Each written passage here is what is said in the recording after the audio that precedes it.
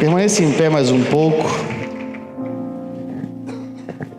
O apóstolo Paulo, ele vai nos dizer que quando nós estamos no culto, nós somos chamados a orar a Deus com mãos levantadas, mãos santas, sem ira e nem contenda. Veja, Paulo nos ensina a como nós devemos orar no culto. A oração no culto deve ser com mãos levantadas, mãos santas, sem ira e nem contenda. Então esse é o tipo de oração que eu e você somos chamados a oferecer a Deus. Esse é o tipo de oração que Deus recebe nesse lugar. E eu queria começar esse momento fazendo isso. Mas antes de você levantar a sua mão aos céus e começar a clamar a Deus, eu gostaria que você fechasse seus olhos. Feche seus olhos. E vamos começar limpando o nosso coração diante de Deus. Então, se você é alguém que vem cultivando a ira por alguém, por algo, por alguma coisa, ou se no seu coração há algum tipo de contenda, algum tipo de divisão, algum tipo de sentimento contra outra pessoa, sentimento faccioso, questionamentos,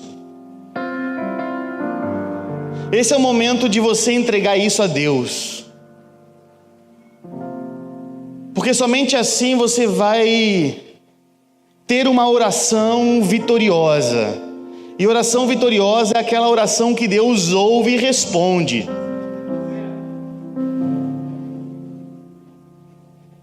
Então talvez o que esteja te impedindo de crescer no seu relacionamento com Deus seja esses sentimentos que você permite que cresçam no teu coração. E por detrás desses sentimentos, Satanás vem operando. Satanás vem limitando, ele vem abafando, ele vem silenciando a voz do Espírito sobre a tua vida. E nessa noite é uma noite, nós estamos em um tempo, vocês estão em um tempo como igreja de transição. E num tempo de transição nós precisamos assumir a estatura correta para esse novo tempo. Isso passa por uma percepção profunda de quem nós somos em relação ao próximo e em relação a Deus. Então, esse é o momento que Deus está tirando coisas do teu interior, sentimentos que vêm paralisando você. Esse é o momento que você vai entregar a Deus todos esses sentimentos. E se por acaso você vem cultivando algum desses sentimentos contra alguma pessoa que esteja aqui nesse momento, esse é um momento de você ir falar com ela, porque esse é um momento de perdão, de reconciliação. Esse é um momento que Deus está operando uma transformação na sua vida, que na verdade está te introduzindo no novo tempo de Deus. Você que vem carregando um peso de culpa, de ira, de raiva, comece a entregar tudo isso a Deus. Abra sua boca agora. A oração ela é expressa por palavras. Comece a vocalizar essa oração, a entregar isso a Deus. Comece a entregar isso a Deus.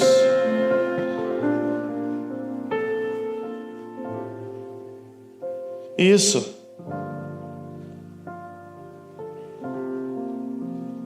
Isso, vamos lá.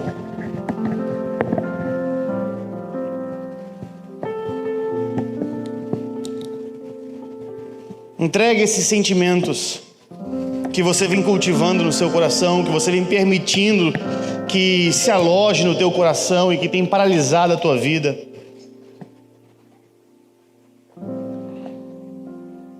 Sentimentos de raiva, de ira, de contenda, de indignação, de justiça própria, de se sentir injustiçado por você estar vivendo. o que você está vivendo.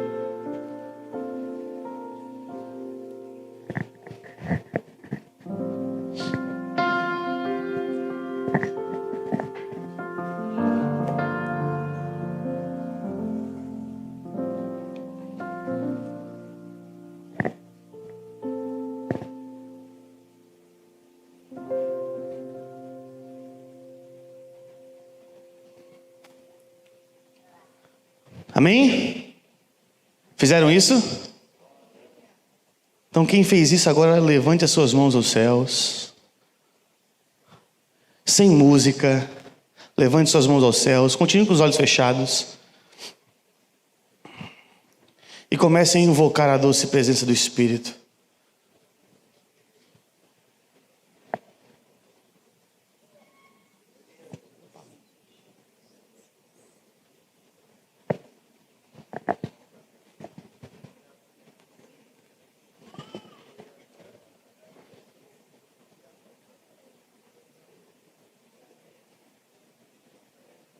Comece a invocar.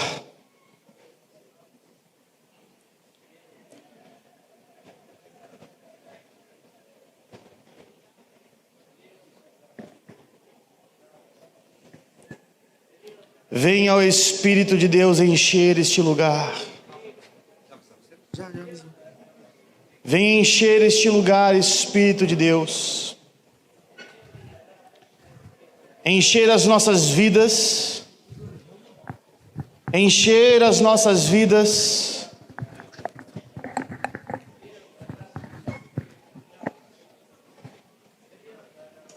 Começa invocando o Espírito. Só o Espírito, vem o Espírito de Deus. Sim, só venha Espírito de Deus.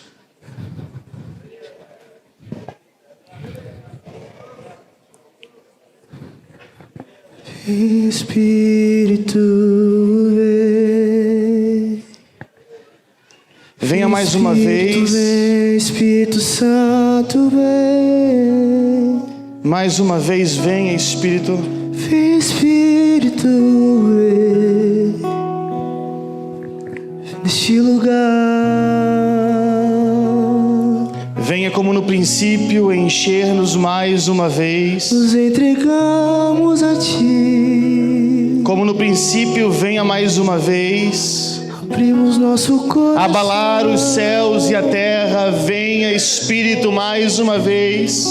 Abalando as nossas estruturas. Venha Espírito mais uma vez. Venha mais uma vez como tu viestes no Pentecostes, enchendo a tua igreja para um novo tempo. Vem, Espírito, impulsionando a tua igreja. Impulsionando a tua igreja. Venha mais uma vez sobre toda a carne. Sobre toda a carne. Estamos aqui. Venha sobre toda a carne. Te desejamos aqui. Venha sobre teus filhos e filhas que estão neste lugar. Espírito, venha sobre filhos e filhas, jovens e velhos. Te desejamos aqui. Enquanto você invoca, Espírito, vem. Alguns de vocês vão começar a perceber como que um rio fluindo do seu interior. Amado Jesus. Outros vão sentir como que o coração ardendo no seu peito.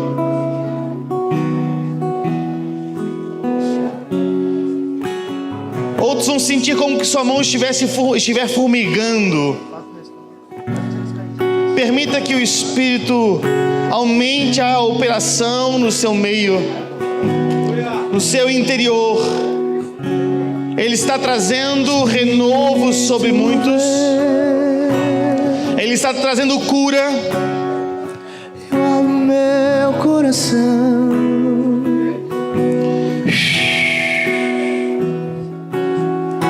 Não há nada melhor. Estar em teus átrios.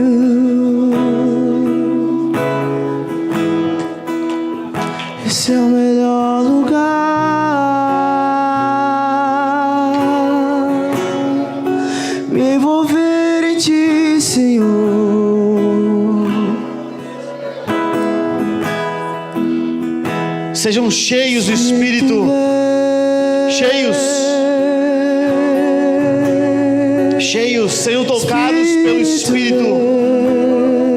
Vocês aí no fundo sejam tocados pelo Espírito agora.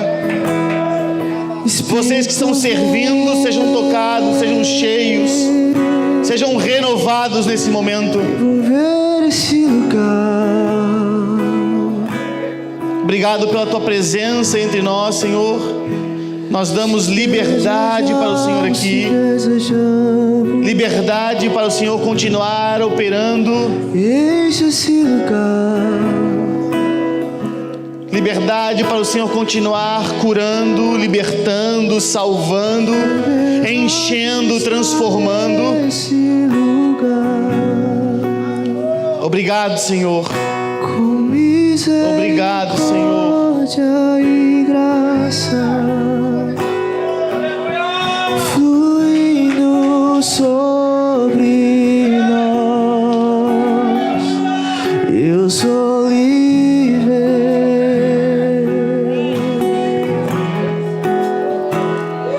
Liberdade está nesse lugar. Com misericórdia e graça, fluindo sobre nós. Somos livres.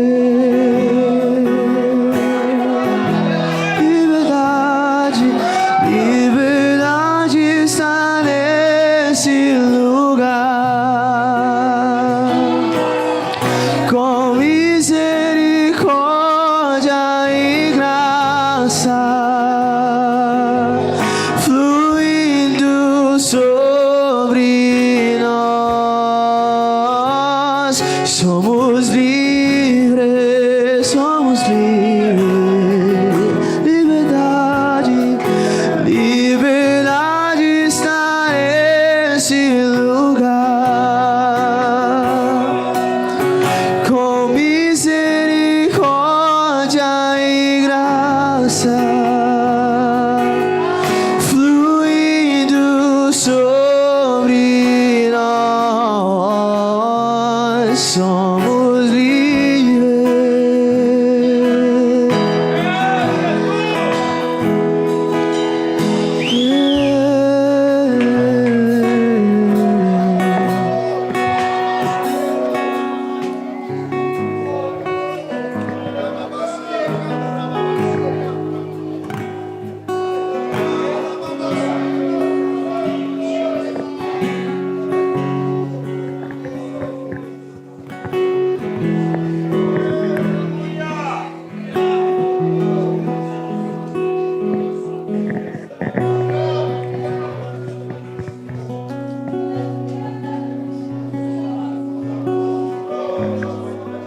Espírito, obrigado pela tua presença no nosso meio. Nós honramos a tua presença. Nós reconhecemos o teu agir em nós. Nós honramos a tua presença. Nós honramos a sua presença.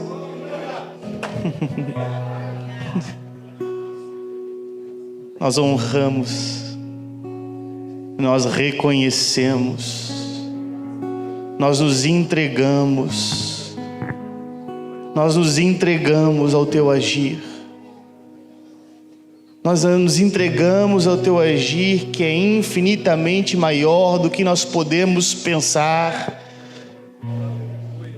do que nós podemos alcançar por nós mesmos. Nós nos entregamos e pedimos que o mesmo poder que operou em Jesus Cristo, ressuscitando Ele dentre os mortos, invada agora este ambiente. O poder de uma vida indestrutível. O poder de uma vida indestrutível. O poder da ressurreição operando entre nós. Nós pedimos agora Erga suas mãos aos céus. Se acostume a ficar com mãos levantadas.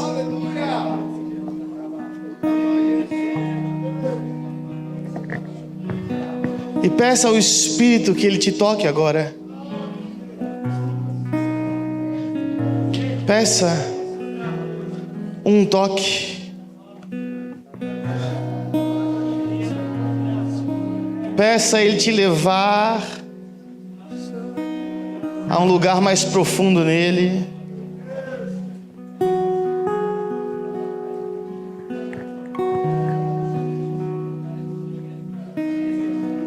Leva-nos, Senhor. Leva-nos, Senhor, a um novo lugar em Ti. Leva-nos a um novo lugar em Ti. Senhor, tuas câmaras de amor, você querer que não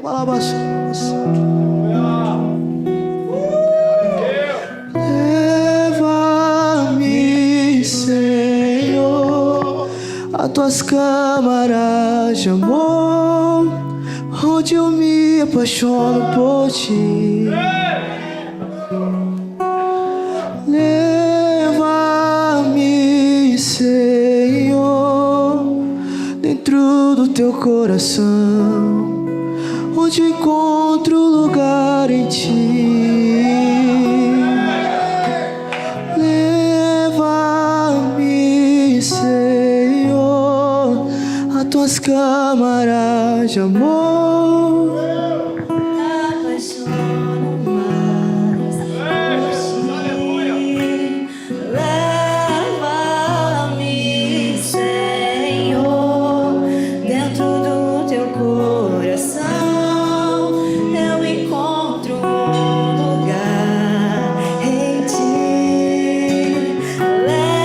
Leva-me, Senhor, a Tuas câmaras de amor, onde me apaixono mais por Ti. Você consegue cantar isso? Leva-me,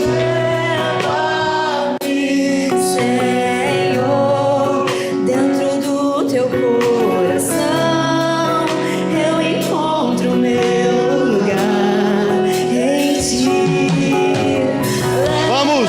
Leva-me, Senhor, a Tuas câmaras de amor, onde me apaixono mais.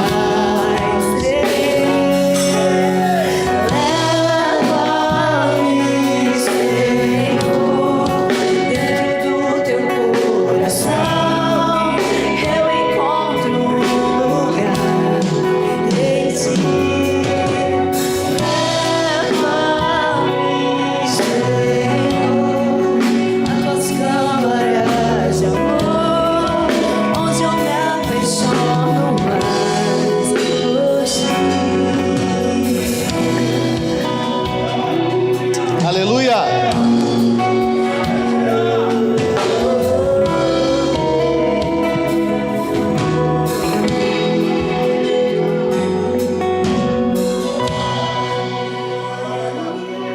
Aleluia!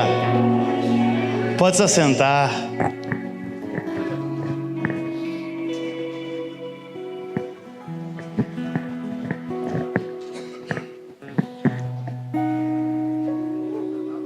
Pode acender as luzes, por favor. Amém. Abram suas Bíblias em Filemon.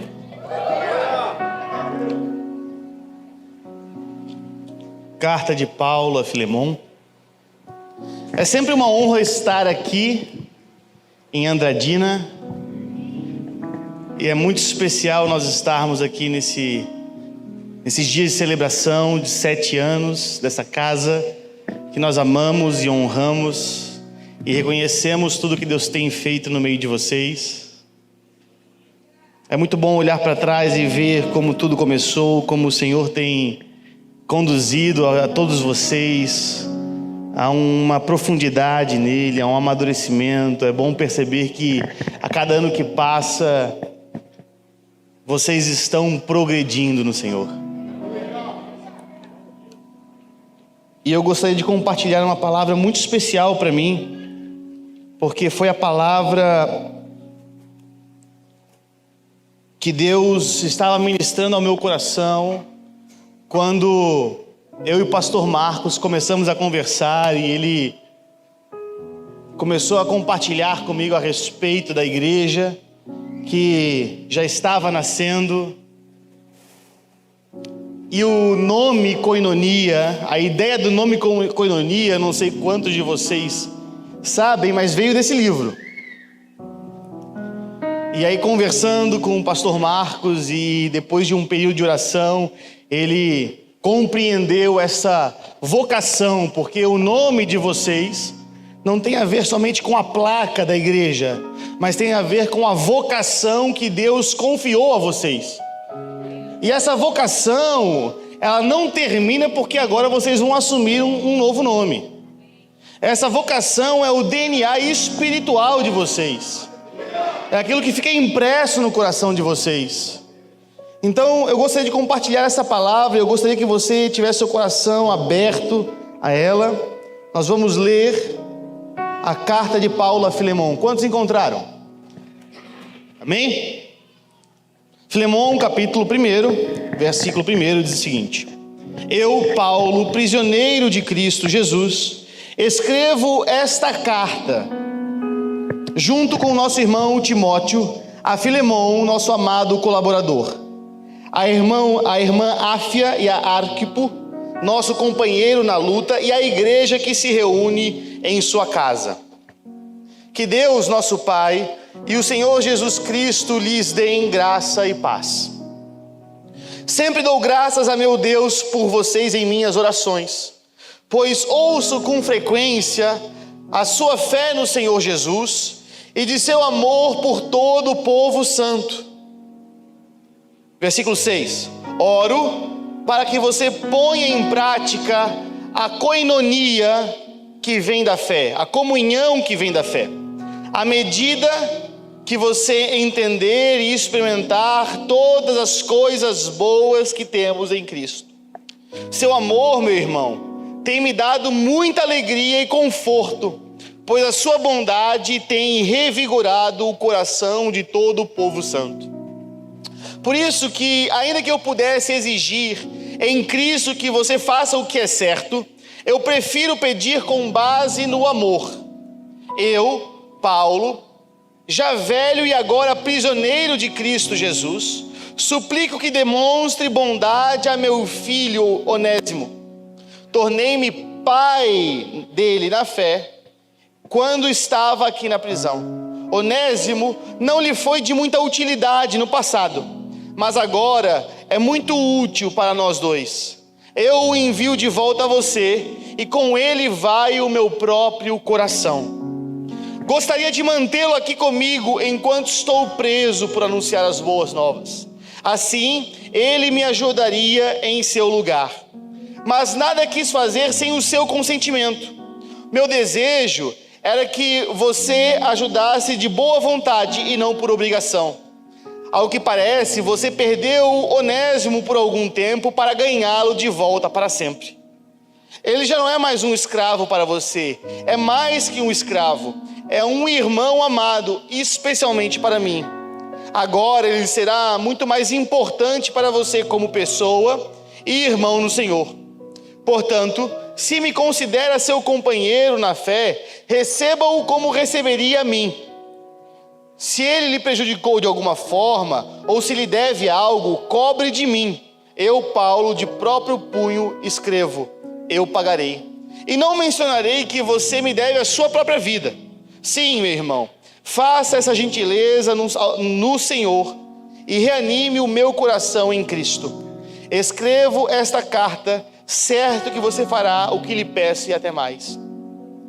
Por favor, prepare para mim um quarto, pois espero que as orações de vocês sejam respondidas e eu possa voltar a visitá-los em breve. Epáfras, meu companheiro de prisão em Cristo Jesus, manda lembranças. Marcos, Aristarco, Demas e Lucas, meus colaboradores, também enviam saudações. Que a graça de nosso Senhor Jesus Cristo esteja com o espírito de vocês. Amém? A carta de Paulo a Filemão, ela é muito interessante para mim, ela é muito importante na minha vida. Paulo escreve esta carta juntamente com a epístola aos Colossenses. Ele envia essas duas cartas conjuntamente.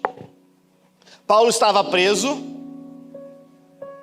nos seus últimos dias e agora ele redige essa carta juntamente com a epístola aos Colossenses.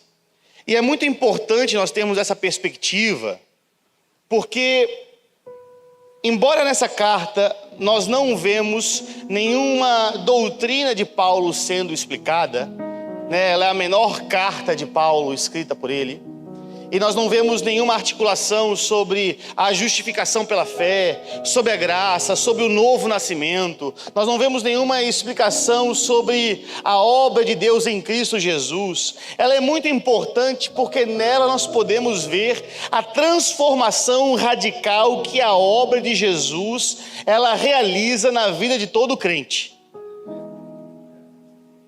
Se nós prestarmos atenção, se nós estudarmos essa carta, nós vamos ver aquilo que o Evangelho pode fazer na vida de uma pessoa, aquilo que o Evangelho pode fazer na sociedade como um todo. Porque nós não percebemos, ao lermos de primeira mão, mas o que está sendo relatado aqui, o que está sendo pedido por Paulo, é uma revolução social. Nós já vamos ver isso por um pouco, daqui a pouco. Quando nós olhamos para Colossenses, que é a epístola que Paulo ele vai escrever junto com Filemão, em Colossenses Paulo ele vai explicar esta obra de Deus em Cristo Jesus. Quantos estavam aqui na conferência do ano passado? Bastante gente. Oi? Talvez você não lembre, não é obrigação sua lembrar,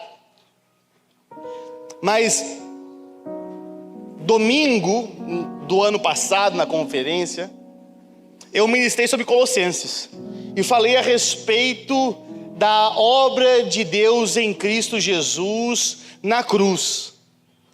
Porque às vezes nós temos uma visão muito diminuída da obra de Jesus na cruz. Às vezes nós olhamos para a obra de Jesus da cruz e nós pensamos somente em termos da minha salvação pessoal, daquilo que Deus fez por mim.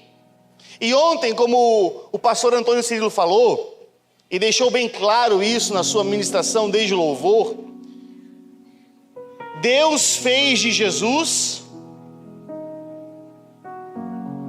Senhor sobre todas as coisas. Então nós não podemos pensar somente no que Deus está fazendo na minha vida. Eu e você precisamos ter uma visão mais ampla do que Deus está fazendo no mundo. E aí nós vamos perceber que Deus está nos incluindo dentro de um plano muito maior do que a minha própria vida. Deus incluiu eu e você dentro de um plano que Ele tinha desde a eternidade a respeito do estabelecimento do seu reino. Eu e você fazemos parte do plano de Deus, da história que Deus está escrevendo. Então eu não posso pensar na história que Deus está escrevendo somente a partir da minha história. Mas eu e você precisamos perceber a nossa história dentro daquilo que Ele está fazendo. Porque por detrás da minha e da sua história tem uma história muito maior. E quando nós olhamos para essa história muito maior, a nossa vida ganha outro sentido. Ela ganha outro significado. Ela ganha outro propósito. Porque a minha e a sua história, elas terminam em no máximo 100 anos. Sim? Mas aquilo que Deus fez em Cristo é para sempre. Então, por que nós não deixamos de olhar aquilo que Deus está fazendo somente a partir da minha história e começamos a olhar a partir daquilo que Deus está fazendo em Cristo? Porque quando eu olho para Cristo, eu vejo aquele que venceu a morte, aquele que ressuscitou, aquele que a história não para no túmulo. Por isso que Paulo ele vai falar que todo o trabalho que nós fazemos no Senhor, ele não é vão. Porque tudo aquilo que nós fazemos no Senhor não vai parar. Não vai parar. Nem mesmo que depois que eu e você morrer. Porque tudo aquilo que nós vivemos no Senhor, um dia, assim como Deus ressuscitou Jesus entre os mortos, Deus também irá ressuscitar os nossos corpos mortais. Então Paulo ele vai falar sobre a obra de Deus em Cristo em Colossenses. E o que Deus estava fazendo em Cristo? O que Deus estava fazendo em Cristo na cruz? Paulo vai dizer que a cruz foi um grande espetáculo. Ele vai falar, olha, eu sei que vocês olham a cruz a partir de um ponto de vista humano, a partir de um ponto de vista carnal. Então se você olhar para a cruz a partir de um ponto de vista carnal, humano, você vai ver derrota. Você vai ver como aqueles discípulos no caminho de Emaús, aquele que vocês achavam que era o Messias, morrendo e padecendo na mão do império. Você vai ver um Messias, o Cristo, nu no madeiro, despido no madeiro, sendo envergonhado, zombando dele. Mas por detrás daquilo que vocês conseguem ver, Deus estava na verdade dando o maior checkmate da história. Na morte de Jesus, Deus na verdade estava dando um checkmate em todos os poderes espirituais que têm aprisionado a humanidade em uma vida de futilidade, em uma vida de mortalidade.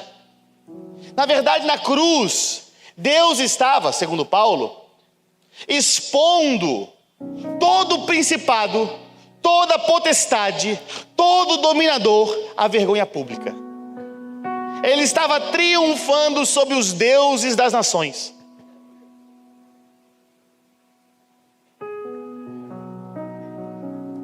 Sabe o que é triunfar? Sabe aquele filme de época, esqueci o nome do filme agora, do imperador, Gladiador. Naquele momento que o imperador está andando, cavalgando, com o corpo do derrotado atrás do seu cavalo, e ele começa a rodear a cidade com o corpo do derrotado atrás, sendo ali pisoteado pelos cavalos. Quantos já assistiram? Amém? Aquilo ali é a exposição pública. Paulo diz que aquilo ali estava acontecendo na cruz. Que Deus estava expondo, Deus estava envergonhando todos os poderes espirituais que operam contra os propósitos de Deus na cruz. Então veja, nossa batalha é contra um exército derrotado. As trevas já não têm mais poder para agir na sua vida. Já não tem mais poder para agir em Andradina. Já não tem mais poder para agir em Castilho, em Mirandópolis. Já não tem mais poder para agir no Brasil. E por que eu estou contextualizando? Porque Filemão foi escrito junto com Colossenses. Em Colossenses nós vemos Paulo explicando o que Deus fez em Cristo. Em Filemão nós vemos como que a igreja deve se posicionar. Porque nós só vamos conseguir viver isso que Paulo está falando, o poder de uma transformação social profunda, que muitas vezes nós esperamos. Nós não vamos conseguir viver isso se nós nos alinharmos à política. A política não tem poder para transformar o Brasil como nós desejamos. Não tem poder. A religião não tem poder para transformar o Brasil como nós desejamos. As filosofias não têm poder. Só uma coisa tem poder: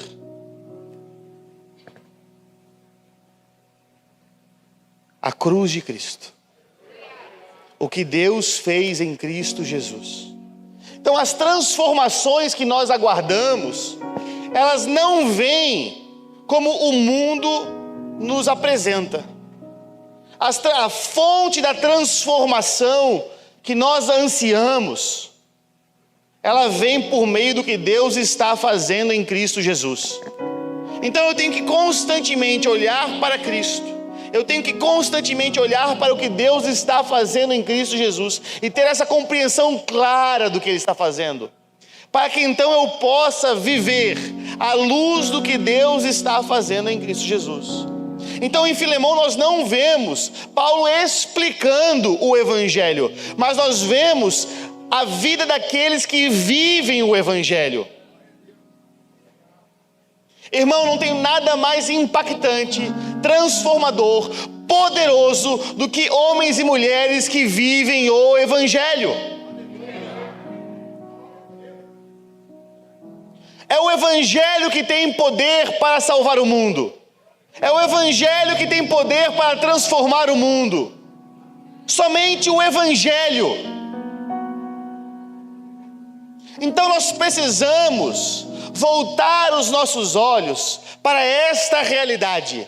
E aqui Paulo ele vai explorar uma faceta do Evangelho. Então ele começa nessa autopercepção dele: eu, Paulo, prisioneiro de Cristo Jesus.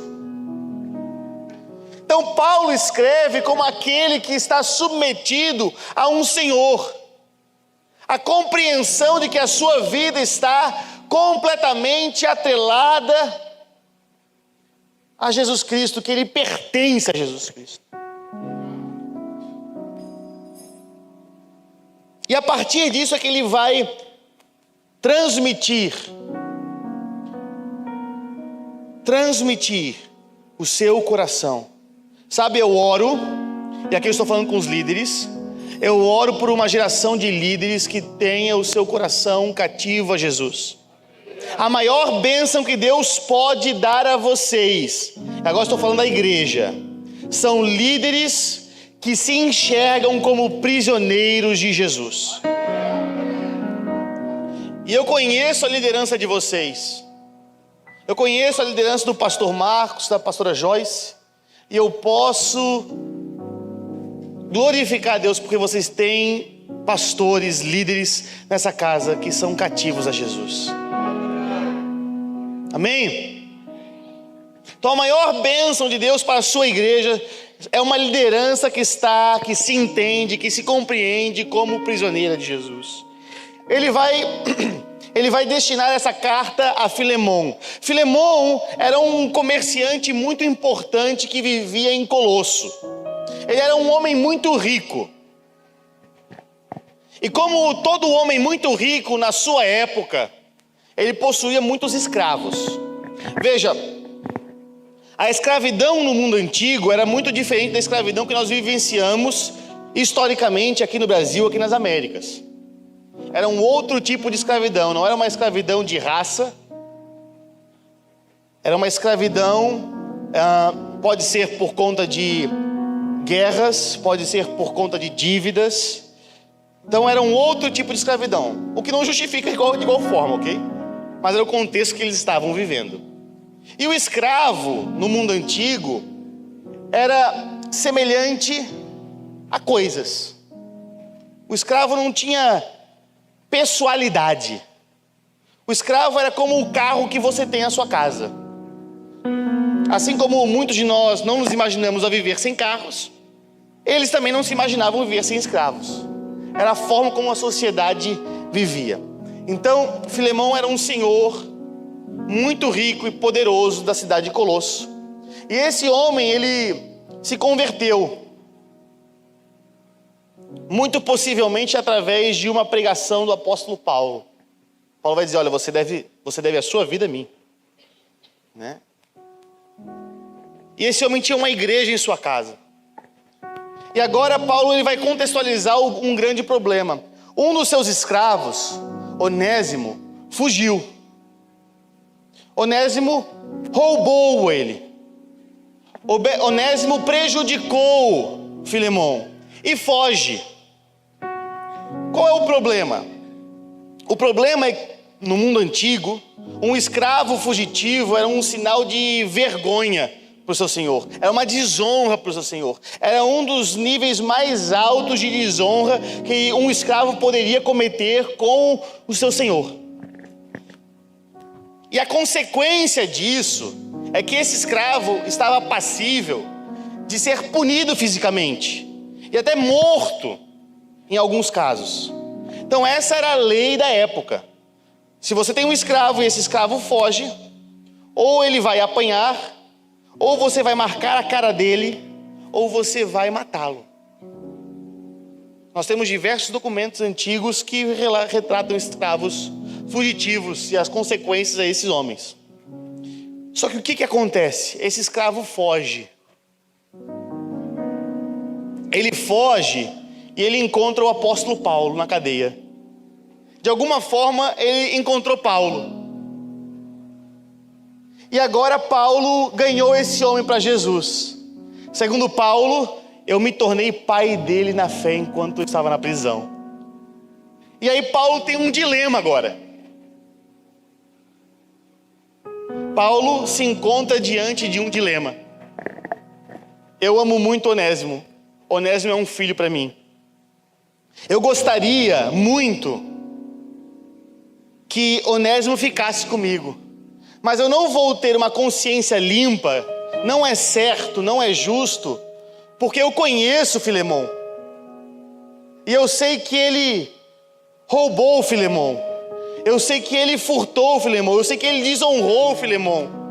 Eu sei que ele fez coisas que afetou a reputação de Filemão em Colosso.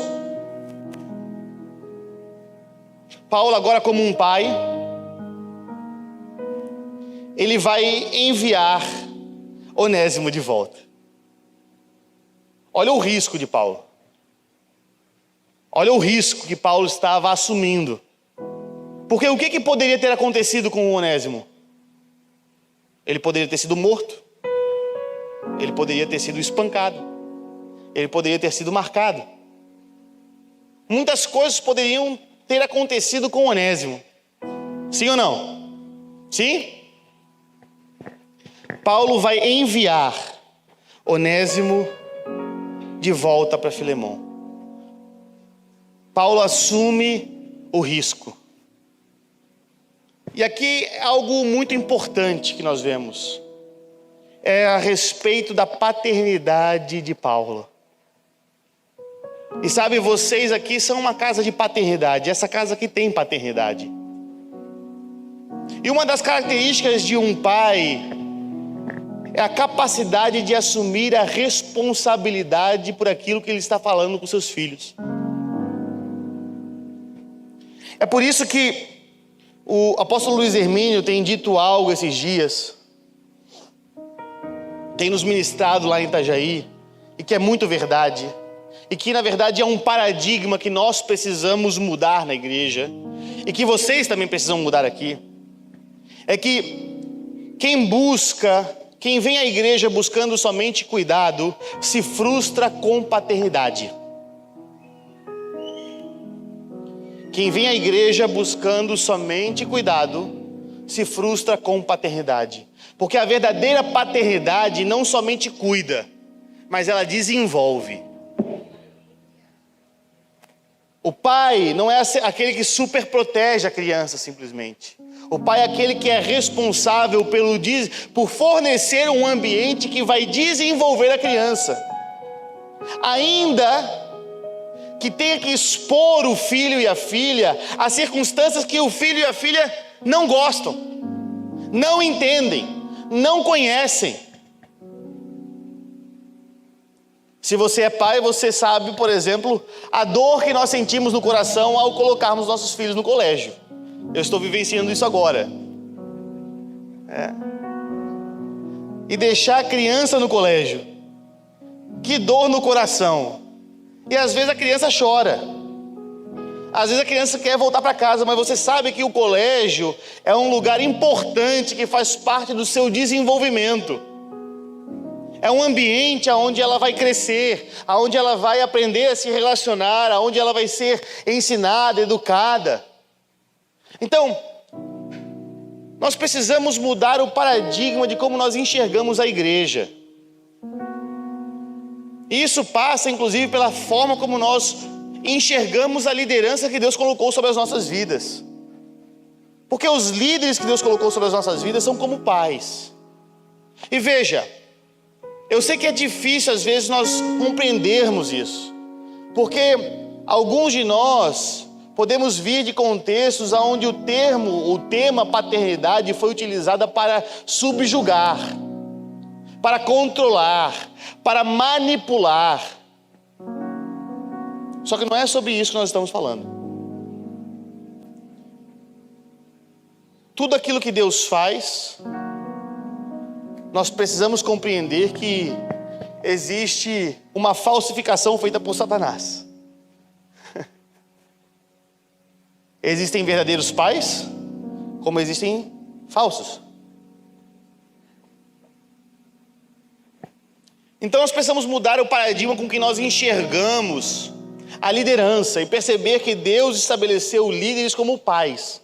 Pais que vão nos dar destinos, pais que vão nos desenvolver dentro do propósito, ainda que eles nos coloquem em circunstâncias contrárias à lógica do nosso pensamento. Porque se você observar, imagina comigo, você é Onésimo. E aí Paulo chama você, fala: meu filho, tem uma missão para você, Raul. Então, sabe aquele cara que você deve? Sabe aquele pastor que você deve? Que tu saiu da igreja dele? Eu vou te mandar de volta para lá.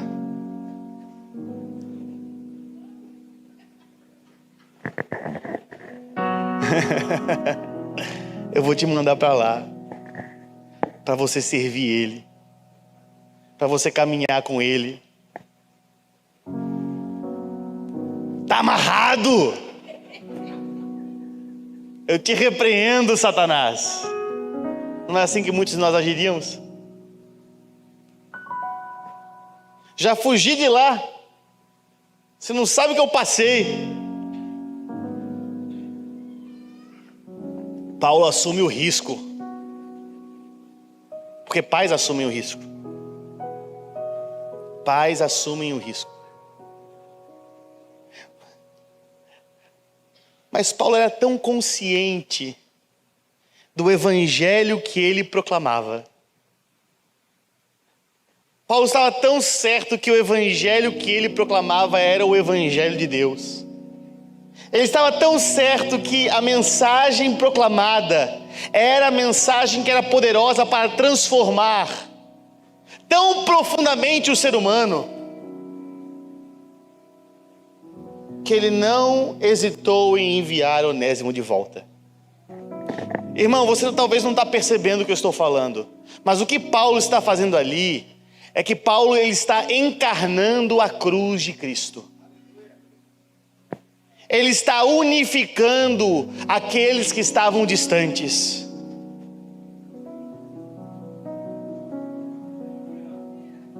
A verdadeira paternidade sempre promove reconciliação.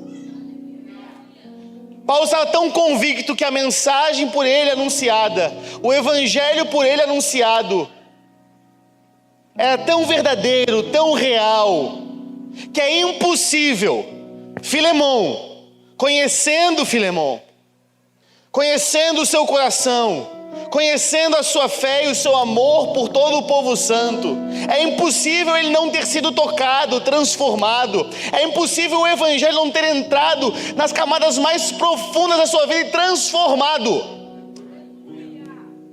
É impossível que Cristo não tivesse transformado o orgulho dele, a vaidade dele, de ter tido um escravo fugitivo, de ter sido desonrado diante dos homens.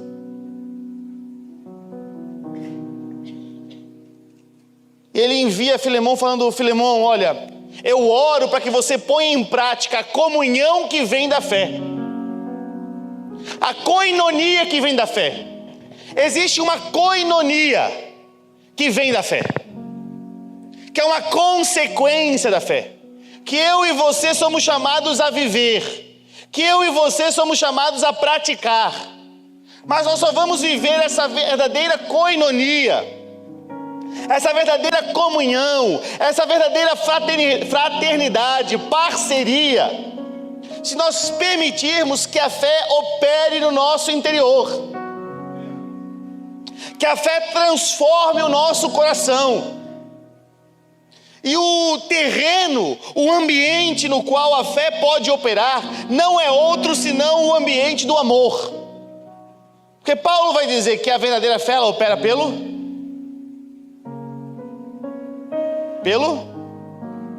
amor. A fé opera pelo amor. Não é o amor que opera pela fé. Não é eu vou... A fé opera pelo amor. Então nós precisamos permitir que Cristo venha a operar em nossos corações, a operar nos nossos corações, para que a fé possa florescer, para que a verdadeira comunhão possa aflorar. E sabe, koinonia, ou mevandradina, nós temos visto a fé florescendo no meio de vocês, e nós nos alegramos com isso. Nós nos alegramos porque nós podemos ver esta comunhão sendo gerada no meio de vocês. E essa koinonia é essa identidade de vocês, essa identidade paterna de vocês, das relações de vocês.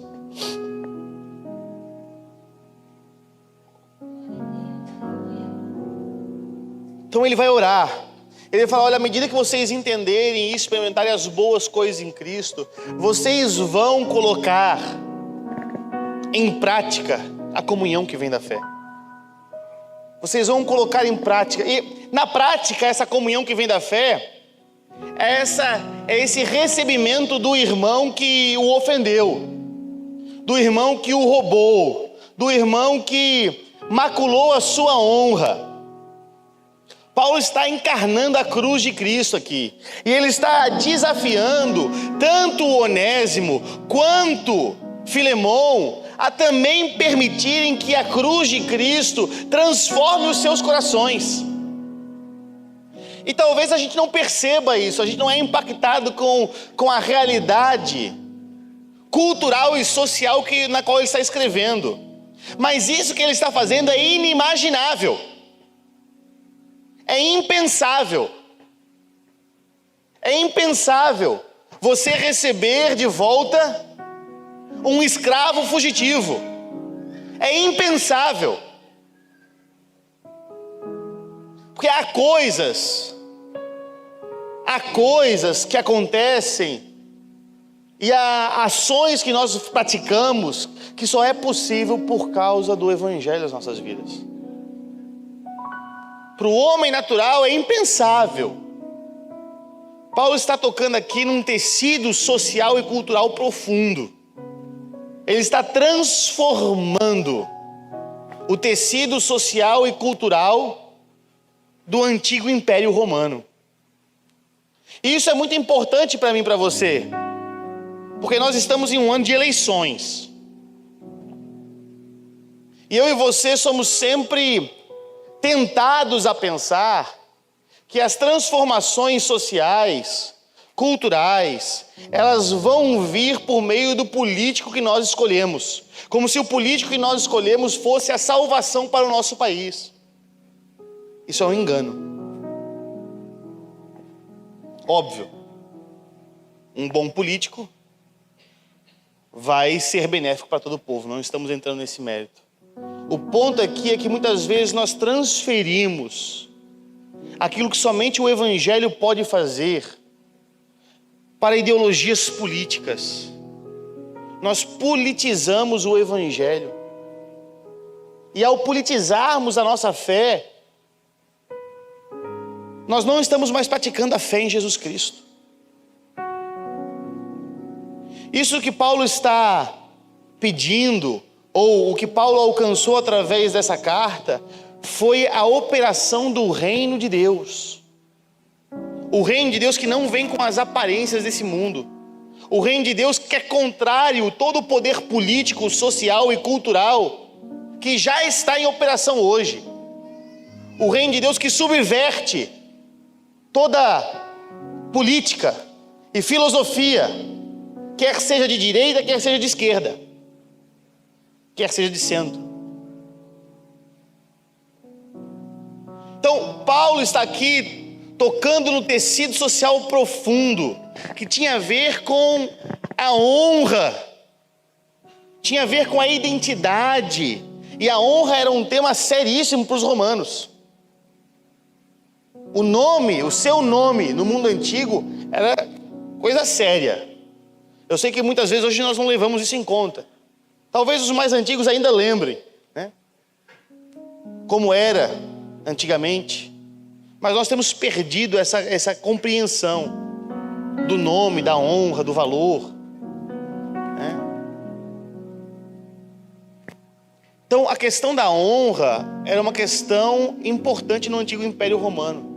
E agora Paulo está com Onésimo e com Filemão.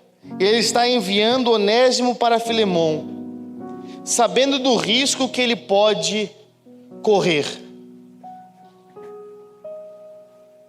E aí Paulo ele vai começar a desenvolver. Olha, ainda que eu pudesse exigir de você que você faça o que é certo. Lembrando que Paulo era também pai na fé de Filemão. O pai manda na criança, sim ou não? Quem aqui tem mais de um filho? Quem aqui os filhos brigam? Quem briga muito? Quem aqui quando o filho briga manda um filho abraçar o outro, ficar abraçado com o outro?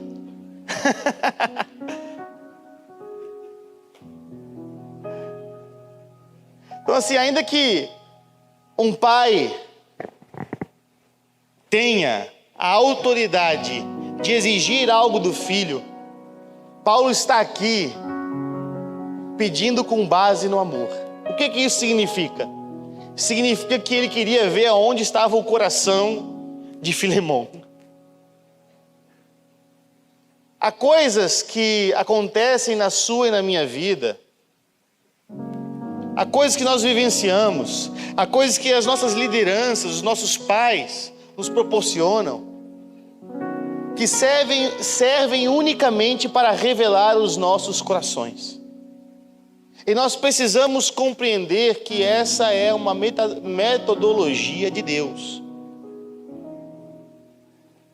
Deus fez isso com os filhos de Israel. Ele disse assim: olha, eu não levei vocês pelo caminho mais perto. Ficaram 40 anos no deserto. Eu não levei vocês pelo trajeto mais curto, 30 dias.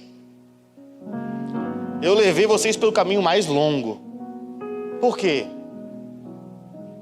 Para ver o que tinha no vosso coração. Então perceba que o desenvolvimento na vida espiritual, nós muitas vezes não vamos ir pelo caminho mais curto. Pais de destino não nos conduzem por caminhos mais curtos. eles nos conduzem pelo caminho mais longo. Eles nos colocam sob pressão, mas é a pressão que vem do amor. Filemão, agora você tem uma escolha.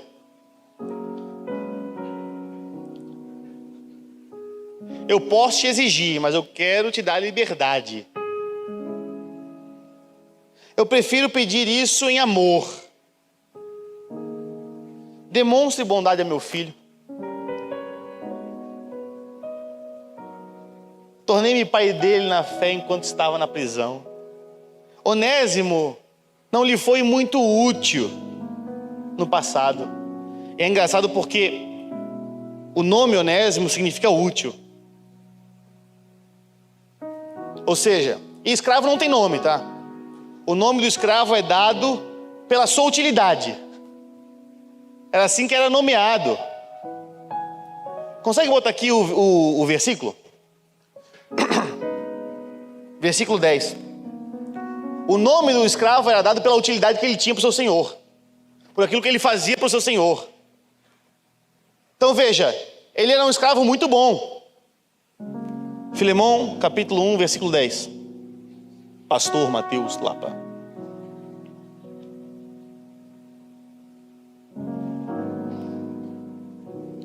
Então veja, ele era um homem útil que se tornou inútil.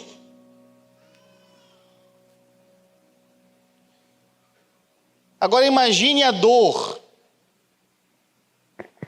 Olha pelo lado de Filemão agora. Imagine a dor que Filemão sofreu ao ver Onésimo cometendo isso contra ele.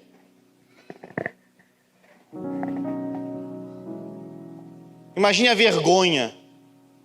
Imagine o sentimento. É importante nós imaginarmos porque às vezes nós somos essa pessoa. Às vezes nós somos Onésimo. Às vezes nós somos Filemão. Às vezes nós somos aquele que traiu, aquele que enganou, aquele que usurpou, aquele que envergonhou. Mas às vezes nós também somos aquele que foi envergonhado, foi traído, foi machucado, aquele que acreditou e mesmo assim foi traído. E veja o que Paulo está nos contextualizando, é que o evangelho serve para os dois. Porque às vezes nós desenvolvemos uma vida da seguinte forma: Onésimo merece morrer. Nós desenvolvemos uma cultura na igreja onde aqueles que nos traíram não têm lugar de volta, não tem lugar de redenção, não tem mais lugar à mesa. Eu já acreditei, eu já me doei, ele me envergonhou, ele me desonrou. E Paulo está dizendo: não. O evangelho transforma tanto o coração de Onésimo quanto o coração de Filemão. Tanto daquele que é traído quanto daquele que trai. E o evangelho precisa tocar nas camadas mais profundas do coração de todos, para que haja verdadeira comunhão, para que haja verdadeira restauração, para que haja verdadeira transformação. Essa é a única forma. Então olha a perspectiva que Paulo vai trazer. Ele se tornou inútil para você, mas na verdade ele é muito útil agora para nós dois. E eu envio ele a você, e com ele vai o meu próprio coração.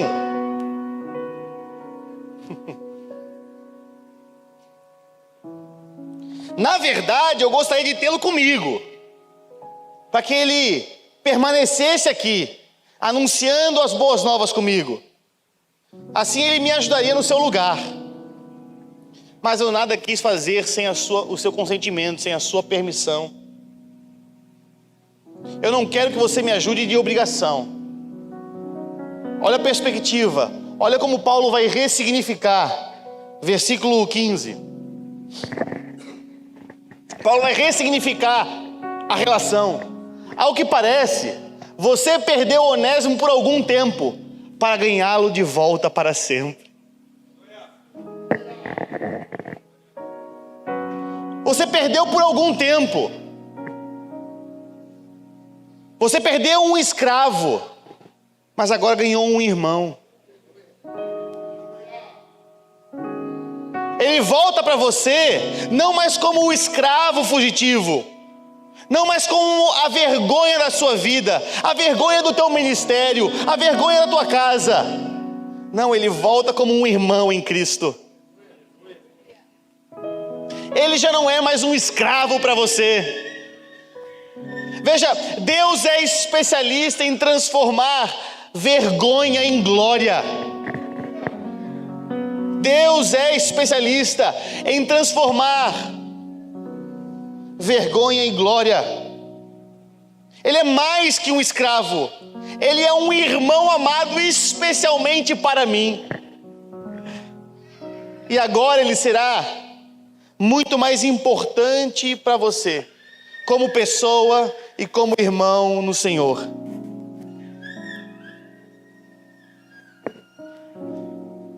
Veja a alteração que nós estamos falando. Uma sociedade onde havia escravidão estabelecida, onde a desonra era, utilizando essa linguagem, um dos pecados mais vergonhosos que existiam. Um escravo causa vergonha ao seu senhor, foge, rouba. Agora ele se converte e Paulo envia ele novamente. Veja o que Paulo está pedindo para Filemon. Filemon, você não vai recebê-lo somente como um escravo. Ele é teu escravo, mas você não vai mais receber ele como teu escravo. Porque enquanto ele esteve longe, ele encontrou o Senhor. Enquanto ele esteve longe, eu me tornei o seu pai. Você vai recebê-lo como um irmão. Você vai recebê-lo como um irmão. Então eu não estou te enviando ele simplesmente para ele voltar ao lugar que ele tinha. Eu estou te enviando para que você tenha um novo tipo de relacionamento com ele. Sabe qual é o problema muitas vezes que nós temos? É quando nós estamos nessa relação, nós queremos cultivar com a pessoa que nos traiu ou traída, com o mesmo tipo de relação que nós tínhamos antes.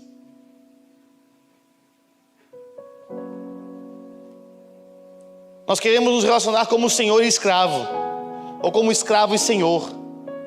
Mas o que Paulo está falando aqui é que o evangelho transforma não somente as circunstâncias, mas transforma o tipo de relação que nós temos com as pessoas. Transforma a relação. Dá um novo tipo de relação. Se você me considera seu companheiro, receba-o como receberia a mim. E se ele te prejudicou, se te roubou, se ele lhe deve algo, eu pagarei, cobre de mim. Aqui nós temos outro elemento da paternidade.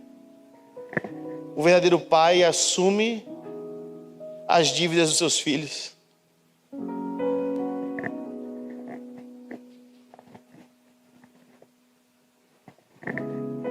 Veja, Paulo como pai, ele assume o risco de enviar Onésimo de volta, ao mesmo tempo que ele assume a responsabilidade por tudo aquilo que Onésimo fez. Então, verdadeiros pais assumem o que os seus filhos fazem. Assume o risco, assume a conta. Pai de filho feio, né? Porque ninguém quer ser pai de filho feio, não é? Todo mundo quer ser pai de filho bonito. Pai de filho feio que dá problema, ninguém quer ser. Mas Paulo aqui está fazendo isso. Ele está assumindo a paternidade de um filho feio, de um filho criminoso, de um filho que ninguém queria. E ele está tão certo que o Evangelho transformou o seu coração, que agora ele envia ele para o lugar da sua dor. E agora ele envia porque ele crê que ele vai ver o reino de Deus avançando em um lugar que antes era impossível. Veja, Koinonia, essa é a marca de vocês. Esse é o DNA de vocês. O Evangelho avançando em lugares aonde ninguém via. Entre os marginalizados, entre aqueles que não têm voz, aqueles que não são vistos, aqueles que são vergonha para o mundo. Vocês precisam perceber que koinonia é a maneira como vocês são chamados a desenvolver essa identidade de paternidade que está sobre a casa de vocês. Porque aqui é uma casa paterna. E como casa paterna, vocês precisam se ver como em um ambiente de desenvolvimento, aonde Deus colocou pais sobre vocês, pais que possuem um coração dele, pais que vão conduzir vocês por caminhos que talvez vocês não gostem, talvez vão desafiar vocês em circunstâncias que doa no coração de vocês, mas que eles estão criando um ambiente para que o Evangelho venha florescer, de formas que ele não floresceria, se vocês não se permitissem vivenciar esses processos. Porque o que nós vemos entre Filemão e Onésimo é o florescimento do Evangelho, é o avanço do reino de Deus em um lugar inimaginável. É inimaginável nós pensarmos que no mundo antigo um senhor de status receberia de novo um escravo fugitivo, e não só o receberia como escravo, mas receberia como um irmão livre, porque esse é o fim da história. Onésimo se tornou livre.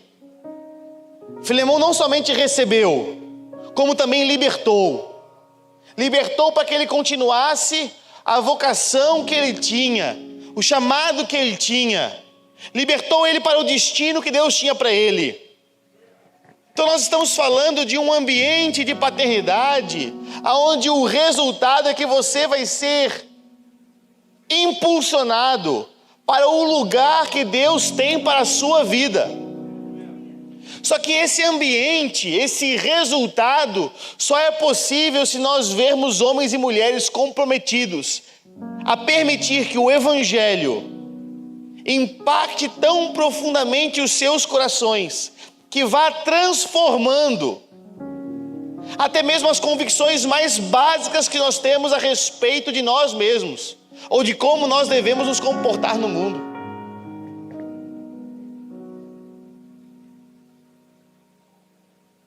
Deus está chamando vocês para um novo tempo.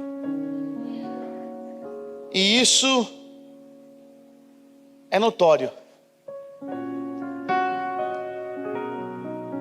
Ontem o pastor Cirilo falou sobre isso um pouco, no momento da ministração aqui do louvor. Ele falou sobre esse tempo de transição. E o maior desafio em tempos de transição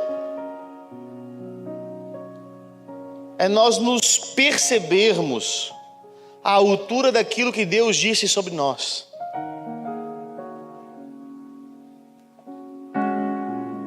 A nós permitirmos que Deus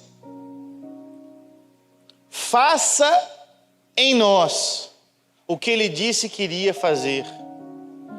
Que nós precisamos remover tudo aquilo que tem nos limitado. Tem nos limitado. No caso de Filemão, era o seu orgulho. Era o status. No caso de Onésimo, era o medo, era a vergonha, era a incerteza do futuro. Quando isso foi removido, o que nós vimos ali foi uma transformação na maneira de como se relaciona no mundo antigo. Uma nova forma surgindo. A forma do reino de Deus operando no tempo presente. Então, o que vocês estão sendo desafiados nesse tempo é permitir que Deus faça de vocês tudo o que Ele disse que Ele iria fazer.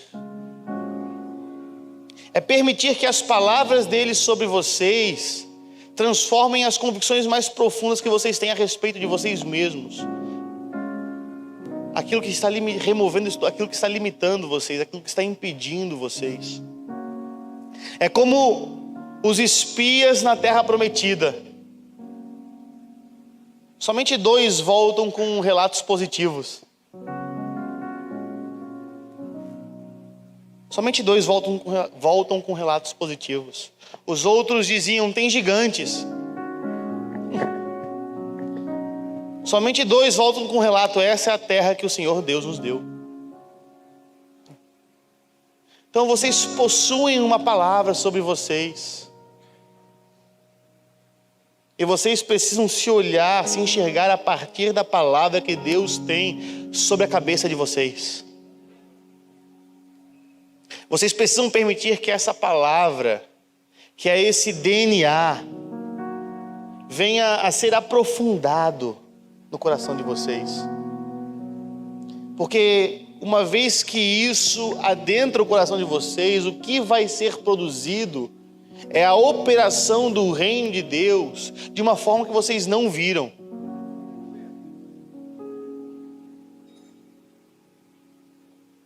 Eu vou repetir isso de novo, acho que vocês entenderam. O que vai ser produzido em vocês, quando vocês permitem que a palavra que Deus liberou sobre vocês, adentre o coração de vocês, transforme o coração de vocês, é a manifestação do reino de Deus sobre essa cidade, sobre esta região, sobre este estado, de uma forma que ainda não foi vista. Que tem o poder de transformar a história desse lugar, que tem o poder de transformar as futuras gerações desse lugar. É sobre isso que Deus está chamando vocês, e é esta palavra que vocês carregam. Koinonia é uma casa de paternidade, é uma casa de reconciliação, é uma casa de perdão, é uma casa onde vocês são voz para quem não tem voz. É uma casa de desenvolvimento, de acolhimento, de destino. Mas vocês precisam permitir que essa palavra penetre o coração de vocês e venha mexer a terra do coração. Venha mexer, venha levantar e remover toda a sujeira. Venha remover tudo que está contaminando essa terra. Vocês precisam permitir que Deus venha mexer na terra do coração de vocês, para que a fé possa florescer. Quantos acompanham?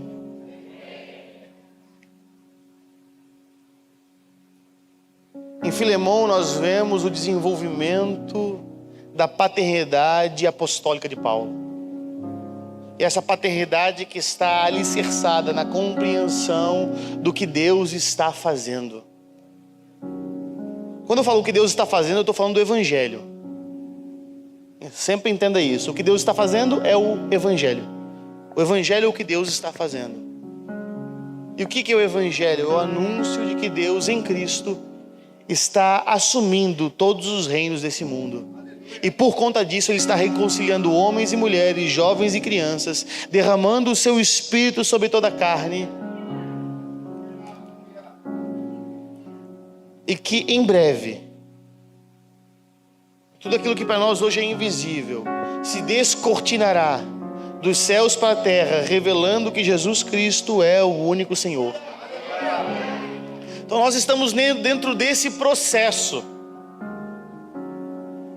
de anúncio, de proclamação, de declaração. Porque a realidade, como nós começamos falando, é que principados e potestades, domínios das trevas, eles já foram expostos à vergonha pública. Eles já não têm mais o poder para atuar na terra. E nós, a igreja, somos aqueles que estamos anunciando essa realidade. Aqui vocês já fizeram um mutirão de faxina? Já fez? Na mudança aqui do prédio? Mutirão de faxina? A igreja é o mutirão de faxina do mundo, que veio limpar. Nós estamos limpando. O terreno já é de Cristo. Ele disse: toda autoridade me foi dada nos céus e na terra. Toda autoridade foi dada a Jesus nos céus e na terra. Não tem 1 centímetro quadrado de todo o universo que não pertence a Jesus. Já foi dada a Ele. E o que nós estamos fazendo agora? Iluminando, limpando, preparando o ambiente para Ele. E como vocês são chamados a fazer isso? Através do desenvolvimento da coinonia. Da coinonia. Do florescimento da comunhão que vem da fé. Do desenvolvimento de cada homem, de cada mulher que entra aqui. Então veja, não venha mais à igreja buscando somente ser cuidado. Não venha mais para a igreja com essa mentalidade. Não busque uma igreja com essa cabeça. Você está atrasado. Busque ser desenvolvido naquilo que Deus tem sobre a tua vida. Busque ser ativado, aperfeiçoado para ser enviado para o lugar que Deus tem para você. E às vezes o lugar que Deus tem para você não é um outro lugar, mas é o lugar que você já está. É a sua casa, é o seu bairro, é o seu trabalho, é a sua escola, é a sua faculdade, é o lugar onde você está. Mas o que vai fazer a diferença é a mentalidade com que você está onde você está. Uma vez que você foi ativado, você foi desenvolvido, você foi enviado, você agora vai caminhar num nível de autoridade de Cristo Jesus. Nós vamos ver nos próximos anos o despertamento da igreja de Jesus. Nós vamos ver nos próximos anos o despertamento dos santos que vão fazer a obra do ministério, que vão operar na autoridade de Cristo Jesus. Nós estamos em um tempo de transição muito grande como igreja. E eu estou muito empolgado com esse tempo. E nós estamos sendo chamados a fazer parte de um tempo único na história da igreja. Se você crê, se coloque de pé. Vamos orar.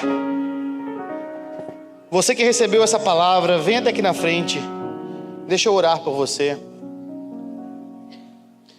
Você que creu nessa palavra, você que recebeu essa palavra, você que deseja ser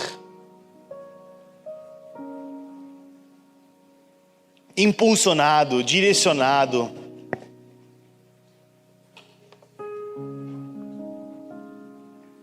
Você que talvez precisa ser curado. Venha nesse lugar.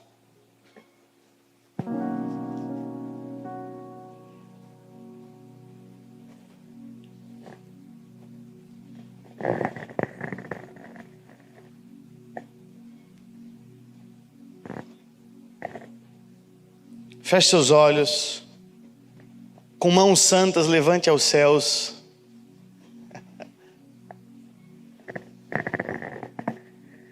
E comece a clamar ao Senhor.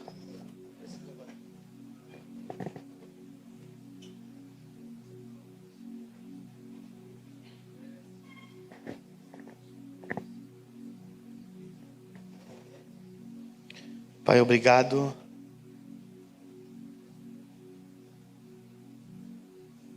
por esses homens e essas mulheres.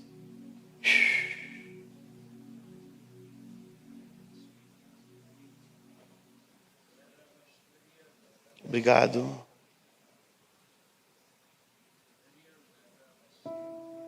por aquilo que tu estás fazendo na vida deles. Obrigado porque o Senhor está impulsionando eles em um tempo de liberação para os seus propósitos. Obrigado porque tu estás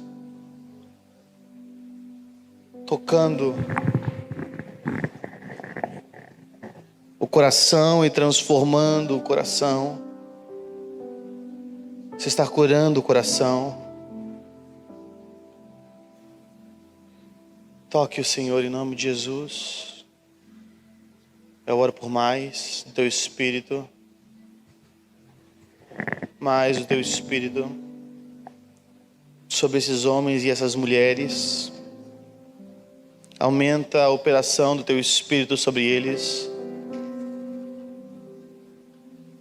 Eu oro pela unção do teu Espírito sobre a tua igreja, Jesus. A unção do teu Espírito vindo sobre a igreja e enchendo este ambiente. Mais. A unção que despedaça todo jugo. Ei. Sim. A unção que despedaça todo jugo. Eu oro agora sobre a tua igreja. Todo jugo do pecado, todo jugo da religiosidade, todo jugo social que foi imposto, que está adoecendo, que está colocando enfermidade sobre as pessoas. Eu oro que todo jugo caia agora em nome de Jesus. Mais Espírito, mais.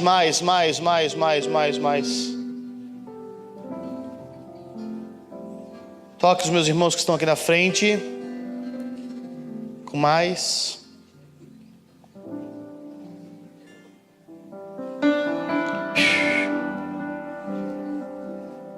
Ei.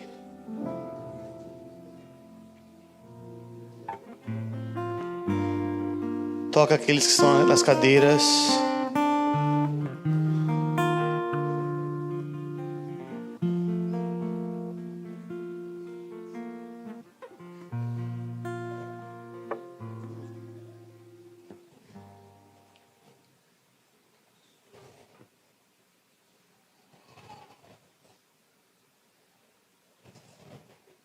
Obrigado por aquilo que tu estás fazendo nesse tempo, Senhor. Obrigado por aquilo que tu estás fazendo nesse tempo.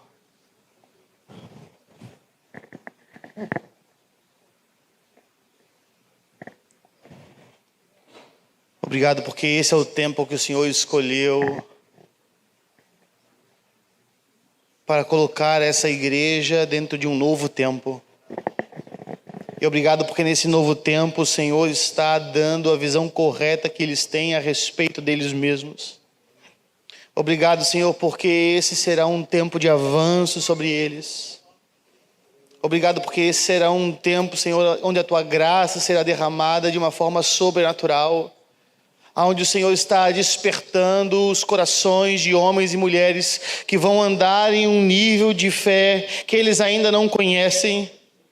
Um nível de fé que vai contrariar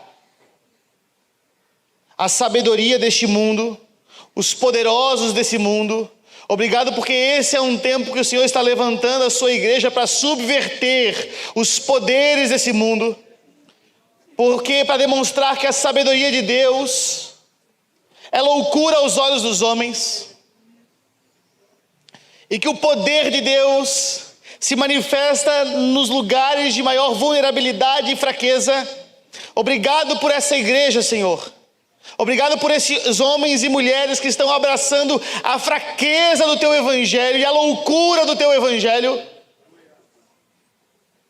Obrigado porque nós estamos vendo, nós estamos testemunhando o avanço do teu reino. E eu oro para que teu Espírito venha sobre nós. Nós queremos o teu Espírito. Nós não queremos ser guiados por uma emoção vazia, mas nós queremos ser conduzidos pelo teu Espírito. Eu oro pelo teu Espírito nesse lugar, eu invoco o teu Santo Espírito. Eu oro para que nesse momento o teu Espírito venha demonstrando sinais no nosso meio. Sinais no nosso meio.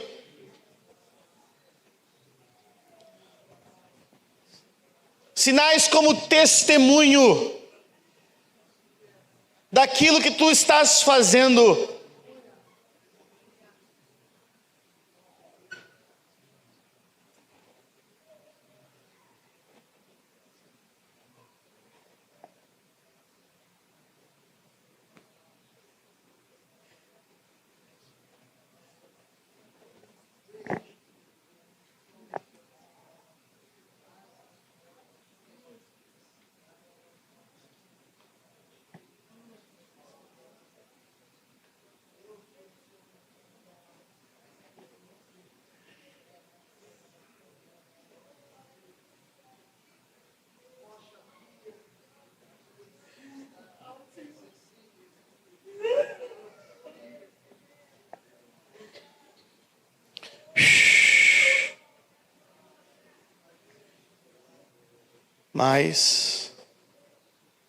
Mais. Obrigado, Espírito. Mais.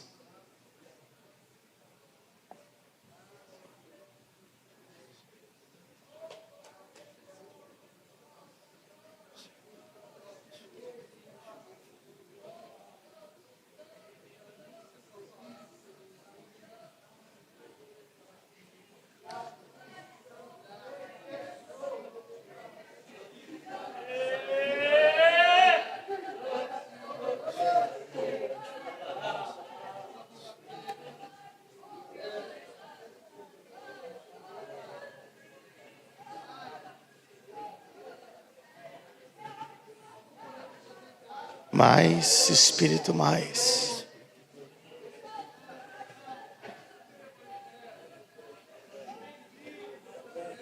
Mais, Espírito.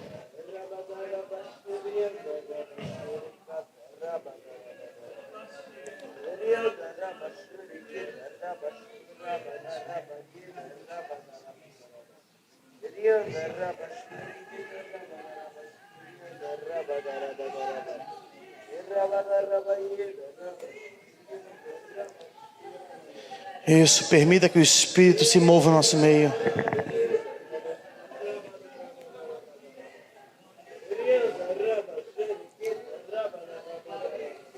Aos adolescentes, eu abençoo vocês para que vocês venham ter um encontro real com o Senhor. Que vocês sejam tocados agora pelo Espírito. Sejam tocados pelo Espírito.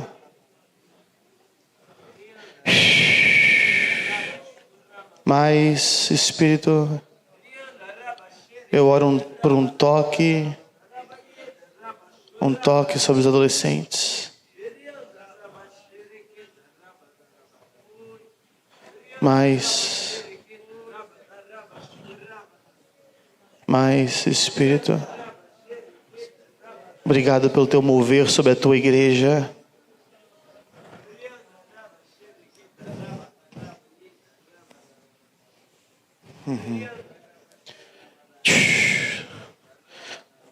Mais, Senhor.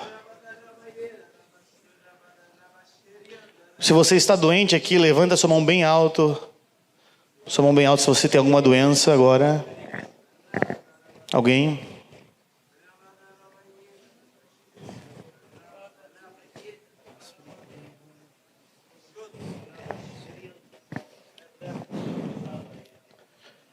Pai, nós pedimos uma ministração do Teu Espírito agora sobre esse ambiente, com cura. Com cura.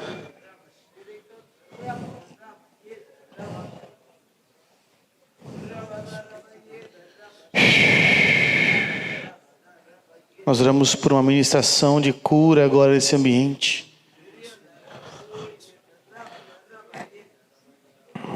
Mais, Espírito.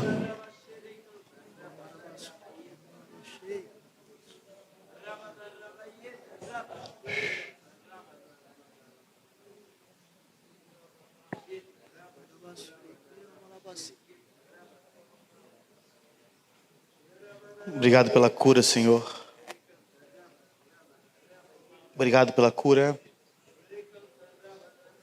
Nós te agradecemos porque a tua vida está operando aqui. E a tua vida é o poder de uma vida que não pode ser destruída. Por isso nós agradecemos porque o Senhor está trazendo cura àqueles que estão doentes. Eu te agradeço porque isso será um sinal para muitas pessoas. Um sinal do teu reino que está invadindo. Eu oro por aqueles agora que estão com dificuldade de dormir, que estão se sentindo atacados em pensamentos, por aqueles que estão sofrendo com ansiedade, com depressão. Seja ministrado pela paz do Senhor agora. Seja livre de toda influência demoníaca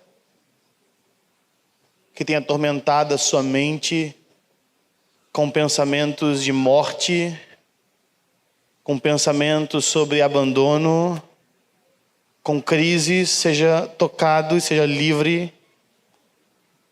Seja livre. Seja ministrado pela paz do Senhor. Espírito, ministre a tua paz sobre esse ambiente agora. A tua paz sobre esse ambiente. Leve-nos a repousar em ti agora. Um repouso que vem da tua parte. Um renovo que vem de ti. Um renovo que vem de ti sobre a tua igreja. Sobre aqueles que estão cansados, estão afadigados. Aqueles que estão desesperados, eu oro por um renovo. Obrigado.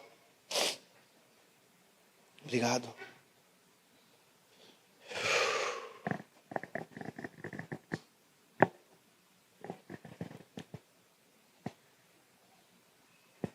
Permita que o Espírito ministre você.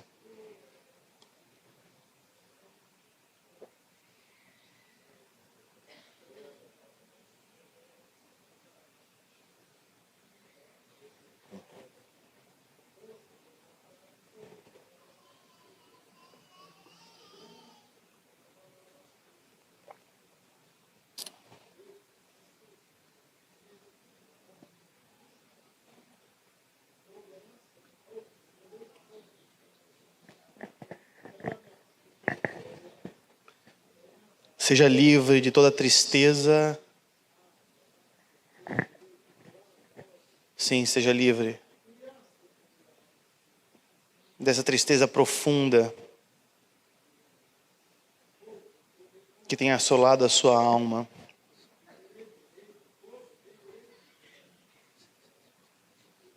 Seja cheia da alegria do Senhor Jesus.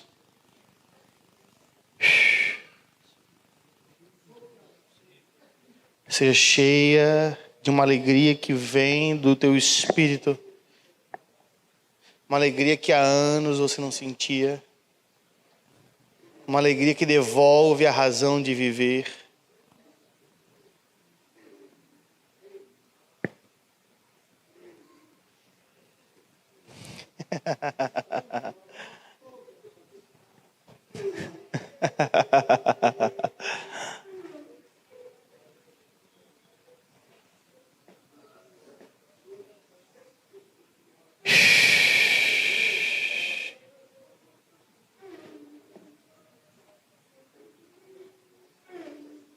Sim, sim.